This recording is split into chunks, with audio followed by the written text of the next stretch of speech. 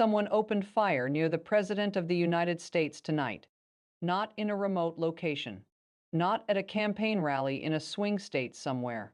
At the White House Correspondents Dinner, one of the most heavily secured, most photographed, most watched social events in the entire American political calendar. The room where the President of the United States sits surrounded by journalists, celebrities, and the full machinery of the American press corps. That room, tonight, and now, in the hours since shots were fired and Secret Service agents rushed the former president out of the venue, a name has surfaced, a word that changes everything about how we have to read this story. Iran. Let's be precise about what we know, because in moments like this, precision matters enormously. A gunman heavily armed approached a security checkpoint near the venue hosting the White House Correspondents' Dinner.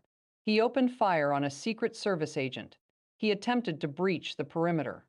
Security responded immediately. The attacker was subdued.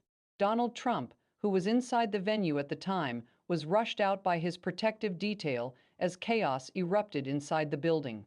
Nobody has been more careful about this than the officials briefing reporters tonight. They are using specific, deliberate language. The suspect, they say, appears to be a lone actor. There is no confirmed evidence, no confirmed evidence directly linking this attack to Iran. And yet the Iran angle is not coming out of nowhere. It is coming from a geopolitical context that has been building for months, a context in which Iran has made explicit, public, documented threats against Donald Trump's life, threats that U.S. intelligence has taken seriously, threats that predate tonight by a long stretch. So the question is not simply, who pulled the trigger? The question, the deeper, more consequential question is, who gave the order? And do we actually know the answer to that yet? We don't. Not fully. Not tonight. But let's walk through what we do know, because the picture that emerges is more complicated and more unsettling than the initial headlines suggest. To understand why Iran's name is already being whispered in connection with this attack, you have to understand the history, and it is a history that goes back further than most people realize. After the United States assassinated Iranian General Qasem Soleimani in January of 2020, a strike ordered by President Trump, Iran's government made no secret of its intentions. Senior Iranian officials, including members of the Islamic Revolutionary Guard Corps, publicly vowed revenge, not vaguely, specifically, personally, against Trump.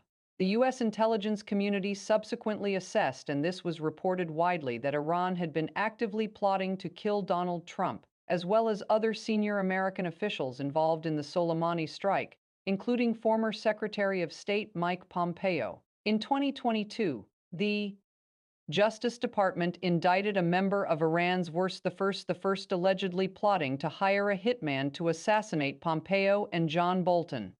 The plot was real. The threat was real. And U.S. officials said explicitly that Trump himself remained a target.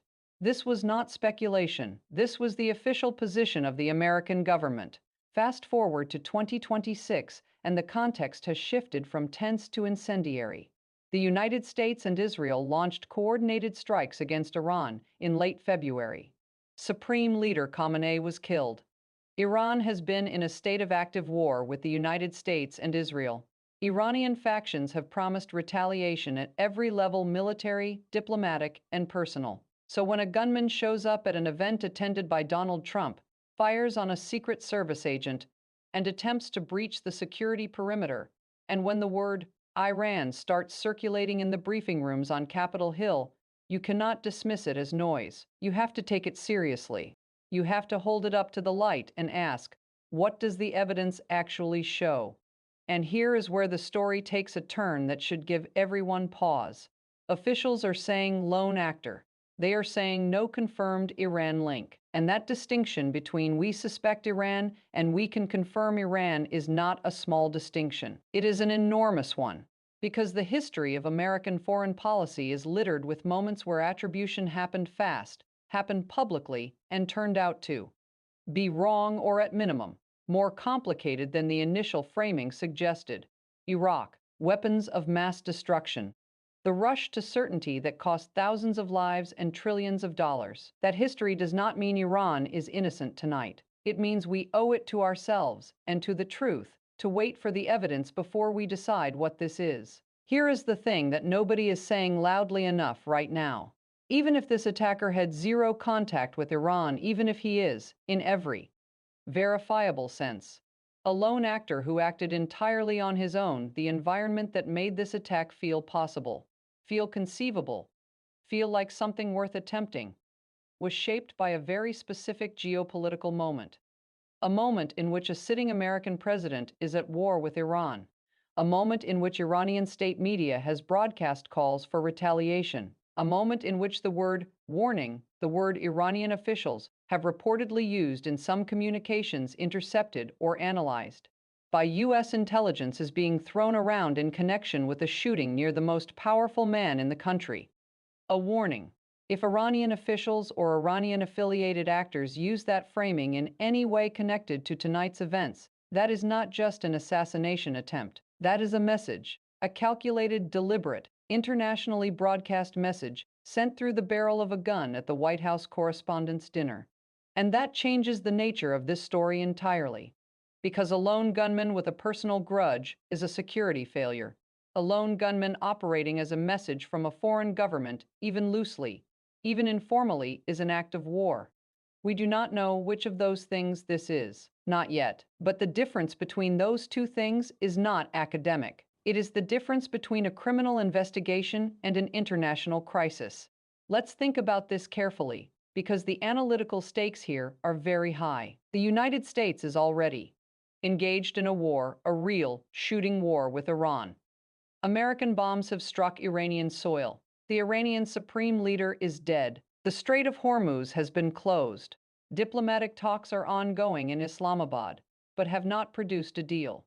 The ceasefire is fragile. The nuclear question is unresolved. This is the context inside which tonight's shooting occurred. If investigators establish a confirmed link between this gunman and Iran, even an indirect one, even a link that falls short of direct, orders from Tehran, the pressure on the Trump administration to respond militarily will be enormous. Congressional hawks will demand escalation. The American public, already rattled by a war that feels closer to home than most foreign conflicts do, will want answers and accountability. And a president who is simultaneously negotiating a nuclear deal with Iran while absorbing an alleged assassination attempt on his own life will face an almost impossible balancing act. Do you keep talking, or do you strike? On the other hand, if this turns out to be a lone actor with no Iran connection whatsoever, the story becomes something different, but no less troubling. It becomes a story about the security failures that allowed a heavily armed attacker to get close enough to a presidential event to fire on a Secret Service agent. It becomes a story about the political climate in which violence against political figures feels, to some people, like a logical or even justifiable act. And it raises serious questions about how we protect our leaders in an era of asymmetric threats, motivated individuals, and 24-hour information chaos that can inspire unstable actors faster than any security protocol can adapt. Either way, confirmed Iran connection or no confirmed Iran connection, tonight is a serious moment. A moment that demands sober, evidence-based analysis rather than reflexive escalation or reflexive dismissal. This is not abstract. This happened tonight in Washington, D.C., ATN. Event covered by every major news organization in the country. The President of the United States was rushed out of a room. A Secret Service agent was shot at. And a foreign nation, a nation currently at war with the United States, may or may not be connected to what happened. If you are an American citizen, that means something. It means the war that has been unfolding in the Middle East, the one that feels distant when you watch it on a screen, reached inside the most famous zip code in the country tonight and made itself felt in a way that no airstrike on a foreign nuclear facility ever quite does. It also means that the next 72 hours of official statements, intelligence assessments, and political reactions will matter enormously. Watch what the administration says and what it doesn't say. Watch whether the Iran connection gets amplified or quietly walked back. Watch whether this becomes a justification for military escalation or a cautionary argument for diplomacy. Because the framing of this event, who did it, why they did it, and what it means will not be determined solely by the facts. It will be shaped by powerful people with powerful interests, and you need to be paying close enough attention to notice the difference. Two questions are going to define the next chapter of this story, and neither one has a clean answer tonight. The first, what does the evidence actually show about this attacker's connections, motivations, and communications? Was there any contact, direct or indirect, with Iranian state actors or IRGC affiliated networks? The answer to that question will determine whether this is a domestic security incident or an international incident with wartime implications. The second, how does the Trump administration respond both publicly and privately to an assassination attempt on the sitting president that occurred in the middle of active negotiations with Iran? Does this accelerate diplomacy because both sides recognize how close things are to the edge? Or does it blow up the talks entirely and push the region toward a deeper, darker escalation? Those questions don't have answers yet, but they will.